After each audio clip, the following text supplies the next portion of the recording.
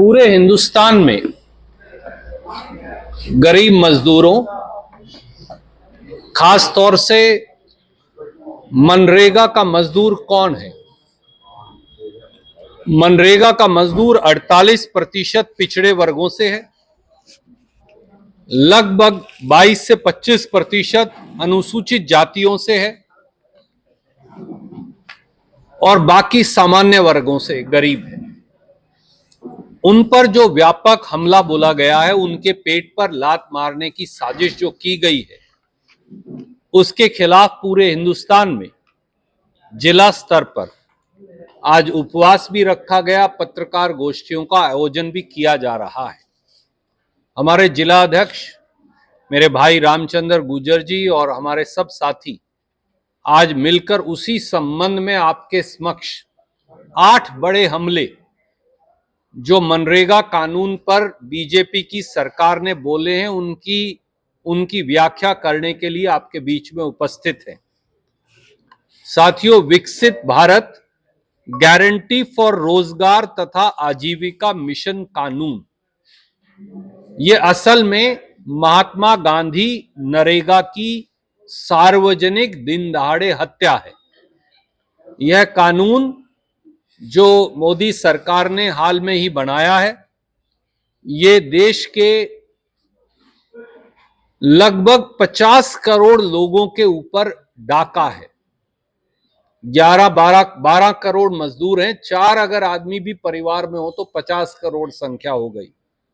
मेहनत कशों की रोजी रोटी पर हमला है, गरीबों के काम मांगने के अधिकार का हनन है, मजदूरों के अधिकारों पर कुठाराघात है, एससी, एसटी, ओबीसी और सामान्य वर्गों के गरीबों को सामाजिक न्याय से वंचित करने की साजिश है और गोडसे के अनुयायियों द्वारा गांधी के दर्शन को खत्म करने का षड्यंत्र है।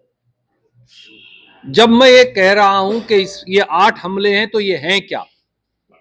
पहला हमला, रोजगार देने की जिम्मेवारी से भाजपा और मोदी सरकार ने पल्ला झाड़ लिया। मनरेगा कानून का सारा बजट केंद्र सरकार देती थी, 100 में से 100 रुपया। अब 60% केंद्र सरकार देगी, 40% प्रांतीय सरकार देंगी। पर जीएसटी लागू करने के बाद प्रांतीय सरकारों के पास तो पैसा है ही नहीं। 5 लाख करोड़ भारत सरकार सेस लगा के और ले जाती है, जिसमें प्रांतों को हिस्सा नहीं मिलता।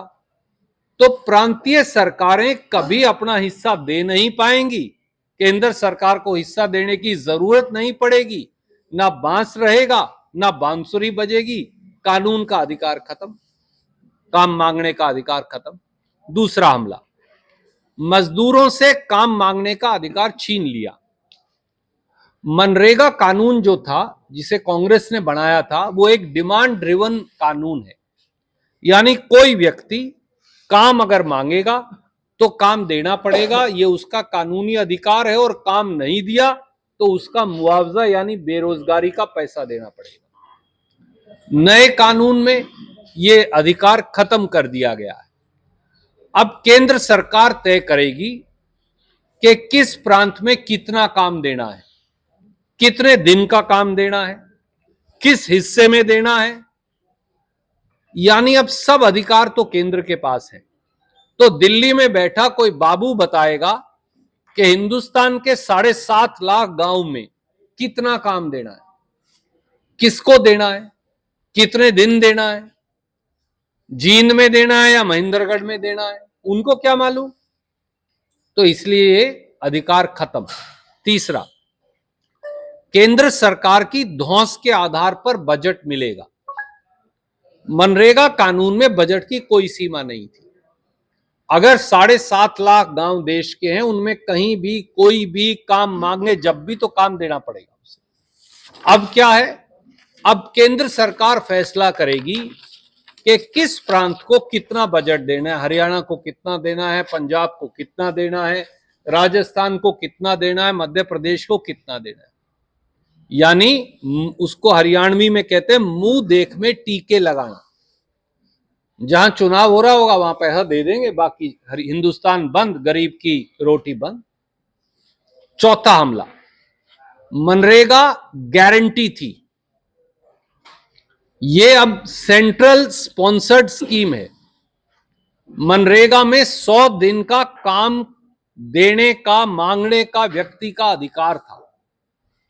अब भारत सरकार फैसला करेगी, उसके सेक्शन 3 में कह दिया ये तो भारत सरकार की एक स्कीम है। आपने देखा जल जीवन मिशन में मोदी जी फैसला करते हैं किसको कितना पैसा देना है, तो सेंटर की स्कीम है, दे ना दे, ना दे ना दे।